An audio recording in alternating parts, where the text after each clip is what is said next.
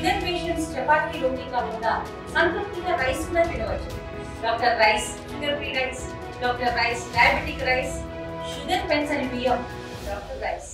చిత్తూరు జిల్లా బంగారుపాలెం వైఎస్ జగన్ పర్యటన ఏదైతే నిన్న జరిగింది. అయితే ఈ కార్యక్రమంలో అనేక పరిణామాలు కూడా చోటు చేసుకున్నటువంటి పరిస్థితి. అయితే ఒక కార్యకర్తని అమానుషంగా ఒక సీఐ దాడి చేశాడనేసని వైఎస్ జగన్మోహన్ రెడ్డి కూడా తీవ్ర స్థాయిలో మండిపడ్డారు. అయితే గాయపడినటువంటి వ్యక్తి శశిధర్ రెడ్డి ప్రస్తుతం మనతో ఉన్నారు. అసలు ఏం జరిగింది, ఎవరు కొట్టారనే ఒకసారి ఆయనతో మాట్లాడి తెలుసుకునేటువంటి ప్రయత్నం చేద్దాం. చెప్పండి, మీరు అసలు కాన్వాయ్లో ఉన్నారా, ఎక్కడ జరిగింది, ఎవరు మేము దాడి చేశారు? కాన్వాయ్ లేనండి, బయట సర్వీస్ రోడ్లు వెయిట్ చేస్తున్నాం జగన్ అన్న కోసము. ఒక షేక్ హ్యాండ్ ఇచ్చి హైజ్ బయలుదేరి వచ్చాము చూద్దామని. మనుషులతో పాటు ముందరకు వచ్చేసాము. షేక్ హ్యాండ్ ఇచ్చే దగ్గరలో రోప్ బ్యాచ్ మా ముందర ఉంది. ఆ టైంలో వెనక నుంచి కొట్టారు. సీఏ ఫస్ట్ మనిషి మా భాను అనేది మా తమ్ముని కొట్టినాడు, అతను భుజం మీద కొట్టి, తర్వాత నన్ను తలపైన కొట్టాడు. తలపైన కొట్టాల్సిన అవసరమే లేదు చెప్పాలంటే. కింద కాలు కొట్టి అదిలిసి మేము పక్క దూరంగా వెళ్ళిపోతాం. రోప్ బ్యాచ్ని తోసి కూడా వెళ్ళిపోతాం, అదిలిసి కూడా వెళ్ళిపోతాం. కానీ తలపైన కొట్టు ఉద్దేశం ఎందుకు వచ్చిందంటే, నన్ను కొడితే ఇంకో రక్తం వస్తే ఇంకో 10 మంది వెనక్కి వెళ్ళిపోతాం ఉద్దేశంతో ఎవరినో టార్గెట్ చేసి నన్ను టార్గెట్ చేసి కొట్టారు. మీరు అంటే పోలీసులు వాళ్ళకు చర్యలకు ఏమైనా అడ్డం కలిగే విధంగా ప్రవర్తించారా, లేకపోతే ఎక్కడ మీరు ఆ జనసందోహంలో ఎక్కడ అంటే ఇప్పుడు కాన్వాయ్ దగ్గర ముందు భాగంలో పక్కన నడవడమో లేకపోతే పరిగెత్తి ఏ సందర్భంలో అలాంటిది జరిగింది అక్కడ? నేను పోలీసు వాళ్ళ విధులకు ఎటువంటి ఆటంకం నేను కలిగించలేదండి. రోప్ బ్యాచ్ బయట జనాలతో పాటు అందరితో పాటు నేను ఉన్నాను. నేనే సపరేట్గా పోలీసులు తోసుకొని వీడియోలు చూసి మీకు అర్థమవుతుంది. వీడియోలు కూడా ఉన్నాయి, పోలీసులు డ్రోన్ షాట్లు కూడా ఉన్నాయి. చూస్తే దాంట్లో మీకే అర్థమైపోతుంది. నేను ఎవరిని పోలీసు విధులకు ఆటంకించలేదు, ఎవరిని తోయలేదు. నా పాటు ఇండివిజువల్ వెనకాల జనాలు తోస్తుంటే నేను ముందుకు వచ్చిన. ఎందుకు కొడుతున్నా తెలియదు అసలు. అంటే లాఠీ చార్జ్ లాంటివి జరిగిందా, లేకపోతే కేవలం మీ మీద మాత్రమే? ఇద్దరినే కొట్టారండి, అందరినీ కొట్టలేదు. ఫస్ట్ కొన్ని భుజం మీద గట్టిగా కొట్టినాడు, తర్వాత తలపైన గట్టిగా కొట్టినాడు. ఆ తలపైన బయట కొట్టడం జగన్ గారు చూశారు. చూసి ఆ బ్లడ్ గారంతో ఆయనకి సీరియస్ అయిపోయి ఆయనే క్యాన్ బయట వచ్చేసారు అతను. అయితే జగన్ గారు మళ్ళీ మిమ్మల్ని పిలిచారు, ఏదైతే ప్రెస్ మీట్ నిర్వహిస్తున్నప్పుడు మిమ్మల్ని పిలిచి మీతో మాట్లాడడం జరిగింది. స్టార్టింగే అక్కడే ఉన్నప్పుడే పక్కన నాయకులు ఎమ్మెల్సీ భరత్ గారికి, వెంకటేష్ గౌడ్ గారికి ఇద్దరు చెప్పి, వెంకటేష్ గౌడ్ గారు చెప్పి అంబులెన్స్లో పోయి ఫస్ట్ ఎయిడ్ చేయించండి, అవసరమైతే హాస్పిటల్ తీసుకుపోండి జగన్ గారు గట్టిగా చెప్తేనే భరత్ గారు 3 hours అంబులెన్స్ నాతోనే కూర్చున్నాడు.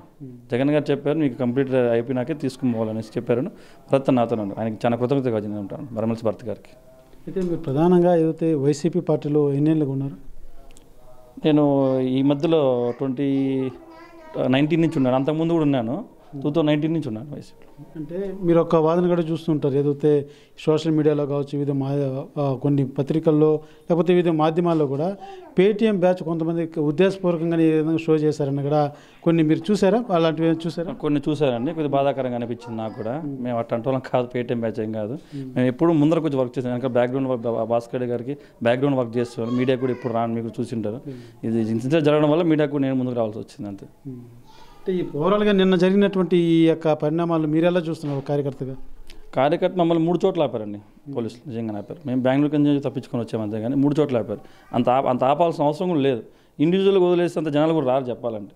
వీళ్ళు ఎన్ని ఆంక్షలు పెడితే జనాలు అంత ఎక్కువ వస్తున్నారు జనాలు, అది వీళ్ళు అర్థం చేసుకోవాలి ప్రభుత్వం కూడా. చూస్తున్నది పూర్తిగా యొక్క గాయపడినటువంటి కార్యకర్తను కూడా వైఎస్ జగన్మోహన్ రెడ్డి పిలవడం జరిగింది. కాన్వాయ్ వద్ద పిలిపించుకొని మా కార్యకర్తను ఎందుకు కొట్టారంటూ కూడా ఎవరైతే సిఐ దాడి చేసినట్టు తెలుస్తుంది, ఆ యొక్క సీఐని కూడా నిలదీసినటువంటి పరిస్థితి. అయితే ఆ సీఐ కూడా లేదు, నేను ఉద్దేశపూర్వకంగా కొట్టలేదు, లాఠీ నోపు పోయి ఆ టైంలో తగిలిందంటూ కూడా అతను తెలియజేసినట్టుగా కూడా ప్రాథమికంగా మనకు అందుతున్నట్టు సమాచారం. అయితే ఈ యొక్క కార్యకర్త ఏదైతే ఉద్దేశపూర్వకంగానే మమ్మల్ని ఇతనితో పాటు మరొక వ్యక్తిని కూడా ఉద్దేశపూర్వకంగానే కొట్టినట్టుగా కూడా తెలియజేస్తున్నాడు. అదే రకంగా మేము ఎటువంటి పోలీసులకు మేము ఆటంకం కలిగించేలాగానో లేకపోతే ఎటువంటి చేష్టలు కూడా మేము వికృతమైన చేష్టలు కూడా మేము ఏం చేయలేదు, అమానుషంగా మా మీద దాడి చేస్తున్నటువంటి పరిస్థితి. అయితే పూర్తిగా ఈ యొక్క వ్యవహారంలో వైఎస్ జగన్మోహన్ రెడ్డి మాత్రం చాలా సీరియస్ అయినటువంటి పరిస్థితి. పదే ఈ యొక్క కార్యకర్త పట్ల కూడా ప్రస్తావించినటువంటి పరిస్థితి. ఏదైతే పోలీసు వ్యవస్థ ఈ రకంగా చెదరగొట్టేందుకు, భయపెట్టేందుకు ఈ రకంగా వ్యవహరించారంటూ కూడా జగన్మోహన్ రెడ్డి కూడా ఆరోపించినటువంటి పరిస్థితి, తీవ్ర స్థాయిలో ఖండించారు. అయితే ఒక పార్టీ కార్యకర్తని మీరు ఎలా చేసుకుంటారు, ఎలా కొడతారంటూ కూడా ఆయన ఆవేదన వ్యక్తం చేస్తూ ఆవేశం తెలియజేసినటువంటి పరిస్థితి. ఓవరాల్గా నిన్న జరిగినటువంటి బంగారుపాలెంలో వైఎస్ జగన్ పర్యటనలో అనేక పరిణామాలు చోటు చేసుకున్నప్పటికీ ఈ యొక్క ప్రధానంగా కార్యకర్తకు సంబంధించినటువంటి ఈ అంశం మాత్రం పెద్ద దుమారమే రేగిందని చెప్పాలి. అయితే ఇతను ఎవరైతే దెబ్బతిన్న శశిధర్ రెడ్డి కూడా ఒక పేటీఎం బ్యాచ్ అంటూ కూడా కొన్ని వాదనలు ఏర్పడినటువంటి పరిస్థితి. అయితే పూర్తిగా శశిధర్ రెడ్డి తెలియజేస్తుంటే, నేను పార్టీ కోసం పనిచేసేటువంటి వ్యక్తిని, డబ్బులకో లేకపోతే ఇంకోటి అమ్ముడుపోయేటువంటి వ్యక్తిని కాదు, పార్టీ నమ్ముకొని ఆ పార్టీ కోసం పనిచేసేటువంటి వ్యక్తిని అంటూ కూడా చాలా స్పష్టంగా తెలియజేస్తారు. తెలియజేస్తున్నటువంటి పరిస్థితి. కెమెరా పర్సన్ కోటితో సురేష్, RTV, తిరుపతి. చిత్తూరు జిల్లాలో వ్యవసాయం మీద బతికే వాళ్ళు దాదాపు 80% మంది. మరి వీళ్ళంతా రైతు బిడ్డలు కాదా అని అడుగుతా ఉన్నా. మరి వీళ్ళందరినీ ఈ మాదిరిగా తలపగలు కొట్టి దాదాపుగా 1200 మందిని అరెస్ట్ చేసి జైల్లో పెట్టారు. ఈ ప్రోగ్రాం ఎవరు రాకూడదు అని చెప్పి విచ్చలవిడిగా లాఠీ చార్జ్ చేశారు. నేను అడుగుతా ఉన్నా, వీళ్ళు పోలీసులా, మనిషి రూపంలో ఉన్న రాక్షసులా అని అడుగుతా ఉన్నాను. ఇవాళ నేను ప్రతి పోలీసు సోదరుడికి ఒకటే చెప్తా ఉన్నాను, అయ్యా ప్రతి పోలీసు సోదరుడు మీకు కూడా సమస్యలు ఉంటాయి. జగన్ అనే వ్యక్తి ఎప్పుడు ఎవరికి సమస్య వచ్చినా పలికేది ఒక్క జగన్ మాత్రమే పలుకుతాడు. పొగాకు రైతుల సమస్యలైనా జగనే పలుకుతున్నాడు, మామిడి రైతులైనా కూడా జగనే పలుకుతా ఉన్నాడు, మిర్చి రైతులైనా కూడా జగనే పలుకుతా ఉన్నాడు. ఉద్యోగస్తుల సమస్యలైనా కూడా వాళ్ళకి ఐఆర్ ఇవ్వాలన్నా, పిఆర్సీ డిమాండ్ చేయాలన్నా, వాళ్ళకి డిఏలు ఇప్పించాలన్నా, చివరికి చంద్రబాబు నాయుడు గారు హామీలను నిలదీస్తూ చంద్రబాబు నాయుడు గారిని గట్టిగా ప్రశ్నించాలన్నా, ఆయన సూపర్ 6, సూపర్ 7 ప్రజలను మోసం చేసిన దాన్ని ఎండగట్టాలన్నా ఒక జగనే ముందున్నాడు అన్నది ప్రతి పోలీసు సోదరుడు గుర్తుపెట్టుకోమని కోరుతా ఉన్నా. ఇవాళ ప్రతి పోలీసు సోదరుడు కూడా అధికారంలో ఉన్న ఎస్పీలు, అధికారంలో ఉన్న డిఐజీలు, లంచాలకు లోను సిఐలు మాటలు వినకండి, వీళ్ళ ప్రలోభాలకు లొంగకండి.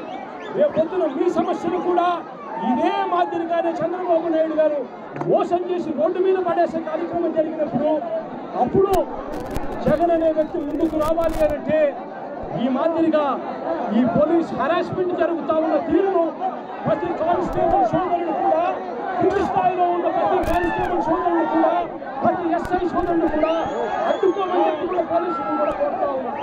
లేదంటే ఈ రాష్ట్రంలో సమస్యల గురించి మాట్లాడేవాడు ఎవరు ఉండడు. సమస్యల గురించి ఎవరు మాట్లాడినా కూడా ఆ సమస్య లేదు అని చెప్పి వక్రీకరిస్తారు, డ్రామాలాడతారు, తప్పులో పట్టిస్తారు. సమస్యలను ప్రజలకు గాలికి వదిలేసే పరిస్థితి వస్తుంది. తెలుగులో ఫాస్టెస్ట్ న్యూస్ యాప్ ఇప్పుడు కొత్త అవతారంలో 5 సెకండ్లోనే పూర్తి వార్తా సమాచారం మీ చేతిలో. సోషల్ మీడియా ట్రెండ్స్ మీ కళ్ళ ముందుకే live TV and voice search ఆప్షన్స్తో ఇప్పుడే డౌన్లోడ్ చేయండి. యాప్ లింక్ డిస్క్రిప్షన్లో ఉంది.